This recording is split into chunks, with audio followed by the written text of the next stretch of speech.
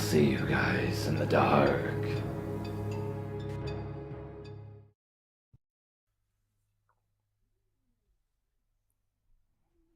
This happened today, and I'm still freaked about the whole experience. I'm going to include all this had happened leading up to this point to provide some context, though this would be bad enough on its own. I work at a kid's toy store where I originally felt safe from creeps, as I've had some in the past in the food industry where I feel there is more exposure to different varieties of people. This is the kind of store with more expensive toys that you buy every once in a while on occasions. We don't really get too many regulars, so no matter who you are, if you come in more than 2 times, we take a note of you. For various reasons, of course. It's also in the mall near where I live, which I think is important to note. About 6 months into my employment, there was a man who came in with his daughter. No big deal. I interacted with them like I would any other customer. Right off the bat, the father seemed off. I don't know if he was drunk, tired. He said he had a long drive, but why would you go shopping if you're that tired? Or maybe he was just strange. I was a bit uncomfortable, more for his daughter's safety getting home, but I tried to just get through the encounter to make a sale so they would leave. He started to hit on me blatantly, making my discomfort go through the roof. Something about how aggressive he was being, especially in front of his young daughter.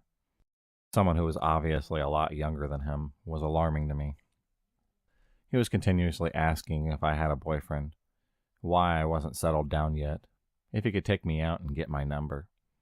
He was relentless. I wasn't sure if I was being just overly paranoid, so I tried to continue about my business as he went to look at a couple more things with his daughter before checking out. I set out to go stock the shelves a bit to keep my distance from them. After he lingered a bit, trying to catch my attention all the while, he finally caught on to my avoidance and checked out. My manager, who was the cashier at the time, came over to tell me how he was discussing various inappropriate things about my body and what he wanted to do to me in front of his daughter still. We were both disgusted, but tried to brush it off and finish the shift. Fast forward 2 or 3 weeks later, Creepy Dad, as we've come to call him, returns with his daughter. He corners me to try to ask for suggestions on products, and I rush to tell him random things before escaping to the back room. I found some stuff to do back there and stayed there until my manager came back, eyes wide. She said he had took his time finally getting to check out with his daughter and with her toys. He then proceeded to wander around with her, looking around like he was looking for someone. She thought he was waiting around to see if I was still there. He left when I hadn't come back in a long time. I was a little scared, but I figured if he was gone, I was safe. The next time he came in was about a month later. I saw him walk around and start to browse, so I tried to go in the back before he had a chance to see me and decided to extend his stay. I hid back there until a manager came to see where I was. When she confirmed he left, I returned to the front, thinking I was safe again. A half an hour of mindlessly doing work, I look out into the mall to people watch since it wasn't that busy. Creepy Dad was sitting outside with his daughter eating ice cream. This wouldn't be that unusual if his eyes weren't burning into me. I quickly tried to avoid his gaze and move closer to the back of the store and not be able to be seen as well. He stayed there for another hour or so before getting up to start walking the mall. I couldn't shake the anxiety I felt and soon found out why. The location of our store is in a wider open area of the mall that is more oval in shape than the rectangular expanses of the rest of it. This is because it's the center of the mall and contains more stores than the 2 other straightways of the rest of the mall. This makes it easier to make full rounds in the middle part. Creepy Dad was continuously passing the store slowly, then picking up speed to walk the rest of the way around. He kept it pretty natural until he got to my store. Then he slowed down to a pace that would look almost like he was window shopping, except he was looking directly at me. He did this for about an hour or so. I'm not quite sure why. I tried to ignore it as best as I could.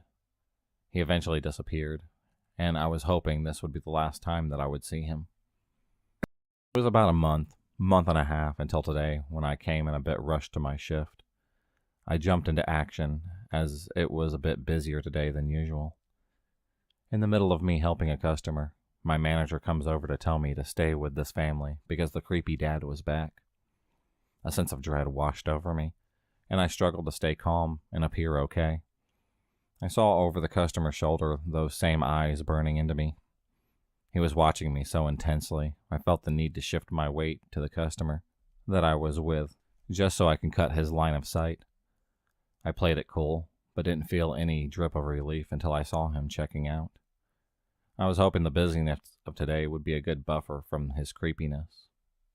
Shift went fine, and I didn't give creepy dad another thought. I clocked out and started to head out of the mall. I usually take a back hallway out to get to the parking lot. When I get outside, I started heading to the lot and noticed there was someone outside smoking a cigarette by a different exit not too far away. Nothing too unusual, but I always try to be observant. As I was heading away from the door, the person put out the cigarette and started to walk the same way. That was a huge red flag, and I picked up my pace, fishing through my pockets for my keys. In the corner of my eye, I could see the person speed up as well. At this point, I was done, and just wanted to go home, and I ran for my car since it wasn't that far away, with my keys in my hands. I fumbled with the keys a bit, of course, and jumped in my car, locking the doors immediately. I looked out my window and see the man was maybe 2 feet behind me, and now was standing outside of my car, seeming to contemplate his next move. Out of fear, I was frozen staring at him. After who knows how long of staring, I realized it was none other than the creepy dad. I started to panic and started my car, hoping he'd take the hint and just go away. I started to creepily smile. It felt predatory, like he enjoyed my fear. He then abruptly turned and quickly walked off down the line of cars. I drove home as fast as I could, taking an extra 30 minutes to take random turns, so that I could make sure I wasn't being followed. After tonight, I cannot assume he's some lonely, bitter single dad who doesn't understand the dating game anymore. It scares me that he's using, intentionally or not, his daughter as bait or part of his sick pickup game. I don't know how he knew where I park or when I got off. He does always seem to know when I work, because that's the only time anyone I work with sees him in the store. I don't know if I should call the police or not, but I really hope that I won't see him again. If I do, I will definitely update if there is any interest. This happened in 2005 and went on for about 5 months. I had Dish Network, and my 2 pits had chewed through the outside cable, so I had to call customer service for repairs. The representative was very helpful, but at the end of the call started to come on to me, saying that I had a very sexy voice. I quickly turned him down, informing him I was married, pregnant, and not interested. Then I hung up with him. Well, he must have been taking my phone number from the customer profile, because he started calling me daily. He was overseas, so he used Dish Network's phone service to contact me constantly, sometimes several times a day. There was nothing that I could say to this guy to get him to stop calling me. No matter how rude, or angry, or profane I became, he would just keep calling to hear my voice. I filed a complaint with Dish Network, but they claimed since their representatives' call centers are overseas, they can only monitor the phone calls that they have no way of knowing the exact individual calling me, and so had no way to stop it at all. So I canceled my subscription with them, but that didn't stop his phone calls. My brother-in-law lived with me at the time, so he started taking all the phone calls. But even him threatening the guy did not stop him from calling. Finally, my husband and I decided that I would no longer answer the phone, that he or my brother-in-law would do that. Well, I guess he didn't like the fact that he could no longer hear my voice, and only got the guys on the phone being profane and gross. So eventually, after months of calling, he just gave up. What a total creeper, right?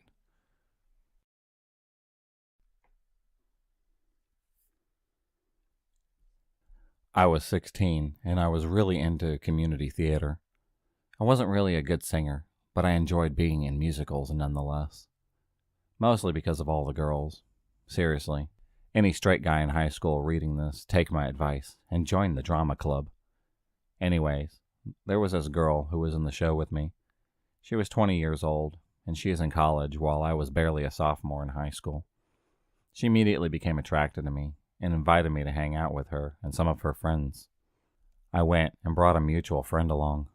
Looking back on it the whole night, the girl and her friend that she had brought along were both obviously flirting with me. But I was very naive, and I didn't realize it. I thought they just wanted to be friends. Anyway, at some point, she professed her love to me through text message. I don't remember when or how, but she did. I tried to tell her nicely that I wasn't interested. She seemed to take it well at first. She even offered to introduce me to her sister, who she claimed was really pretty, and that sounded interesting to me at the time. To simplify it, it turned out she actually didn't take it well. Over the next 2.5 years, she texted me, Facebook messaged me, called me, or Skyped me, and she was always angry, as if I was her boyfriend and I was ignoring her. I told her multiple times that I was not interested, and she demanded that I tell her why. I said I just didn't find her attractive. She was never satisfied with that answer. We'd always get in these really stupid fights over why I didn't love her back, and eventually I'd just stop responding, but she would keep texting, ranting about how I didn't like her because she wasn't pretty enough or skinny enough, which was kind of true. I was a shallow 16-year-old dude, what can I say? She would interrogate me on which girls I was interested in talking to, and when I didn't tell her, she would find out on her own. Then she would talk shit and spread rumors about those girls behind their backs, and sometimes to their faces. She even spread rumors around my high school. I don't know how. She didn't go there anymore, and never went there at the same time as me. That we were dating. It was really fucking crazy, and at one point, after failing to guilt trip me into loving her after telling her about how her aunt had died recently, she told me that she was physically hurting herself because of me. That is when I blocked her on Facebook and blocked her number from my phone. I probably shouldn't have done this and should have contacted someone to help her, but I genuinely did not care about her at this point. She was really screwing with my love life. I also didn't believe her because she had a tendency to make fake sob stories to try and get me to sleep with her.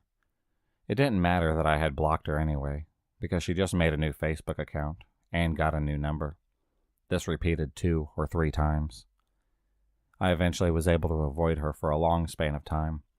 I didn't hear from her for several years in a row, and I thought it was over. She contacted me for the first time in a long time through Facebook a couple of months ago, and we actually had a pretty normal conversation. We just caught up a little. I felt like I owed it to her for being harsh. I didn't mention this, but towards the end of those 2.5 years, I started to get pretty impatient with her, and I said some pretty cold-hearted things, hoping that it would drive her away. I haven't heard from her since then. If you enjoyed this video, please subscribe, like, and hit the bell for notifications on future videos, and become a stalker of the night, and I'll see you next time.